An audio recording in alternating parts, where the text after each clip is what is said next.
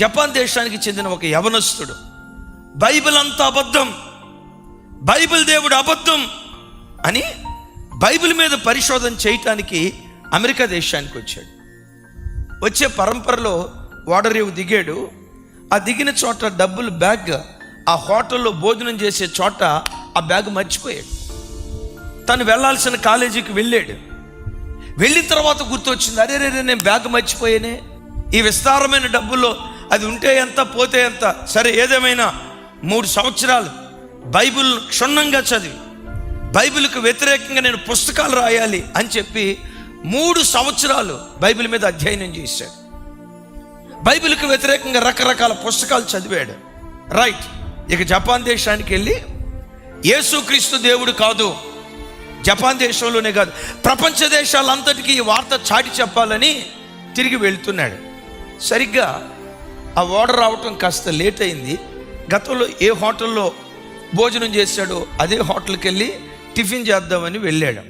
ఆ హోటల్లోకి వెళ్ళటంతో ఆ హోటల్ యజమానుడు ఈయన్ని చూసి, సార్ 3 సంవత్సరాల క్రితం మీరు ఒక బ్యాగ్ పోగొట్టుకున్నారు కదా.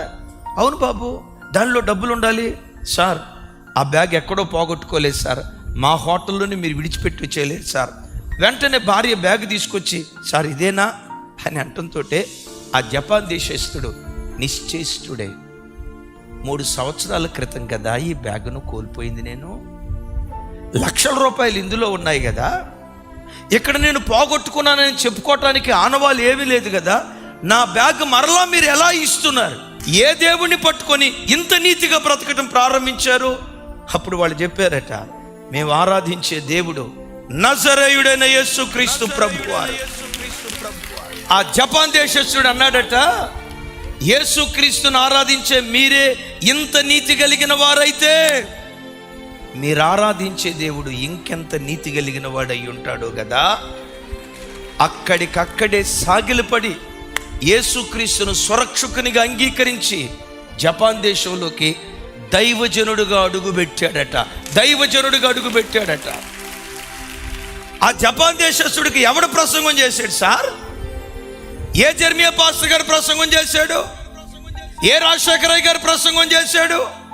ఏ సన్న గారు ప్రసంగం చేశారు? ఏ దేవదాసయ్య గారు ప్రసంగం చేశారు? ఏ భక్సింగయ్య గారు ప్రసంగం చేశారు? క్రీస్తు పత్రికగా బ్రతికిన ఒక్క క్రైస్తవ కుటుంబం కరుడుగట్టిన వ్యక్తిని మాంసపు ముద్దగా మార్చి అన్యుణ్ణి ధన్యునిగా మార్చింది ఆ పత్రిక.